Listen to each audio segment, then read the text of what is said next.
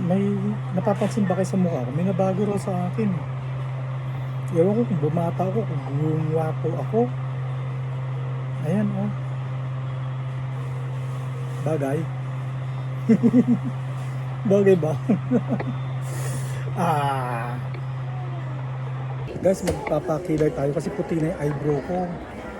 Hindi naman awkward magpakilay ng lalaki kasi si Escudero nga nagpatato. Ma'am, yung gusto kong kilay katulad ni Jobs, si Paul McCartney.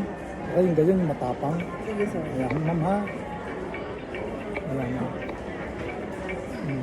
Kasi nung araw, yun eh. Pag nagpakilay ka, sabihin nila batin ka. Di ba ma'am ano? Pero hindi na. Biro mo sinado, nagpapakilay, tattoo pa. Gusto yung matapang, hindi naman. Sige lang, Kaya. sir. Huwag mo lang alala ka nagagawa. Matak naman yung puti, masaya. Oo, ako. sige, sir. Yung maganda, ipapatato ko na yan. Makukover yung puti. Tatakpan natin. Kailangan muna natin sang guhitan.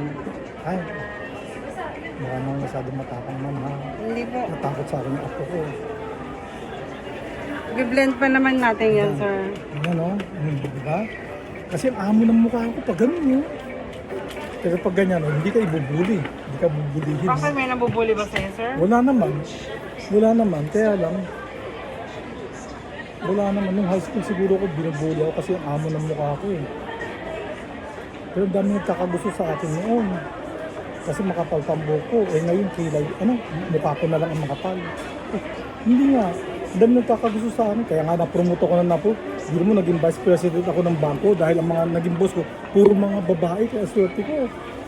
O, nung nag-apply ako ng US visa ng multiple entry. O, babae nag-interview sa akin.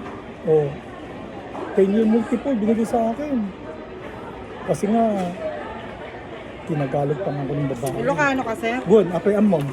Ilocano ka, Matt? Makakaintindi lang, sir. Boyfriend mo Ilocano. Hindi. Ba't alam mo Ilocano ko? Yung trono ko. Punto mo. Pero kabalo ako mag-Bisaya, kahit Bisaya ka, Ilocano. Umok, tag Ilocano, kabalo rin ako magsulti sa Bisaya. Yung mukha na akong matcha, ma'am. Alam mo pati sa Hong Kong, yung buhok, tinatatuhan din mga kalbo. Oo. Oo.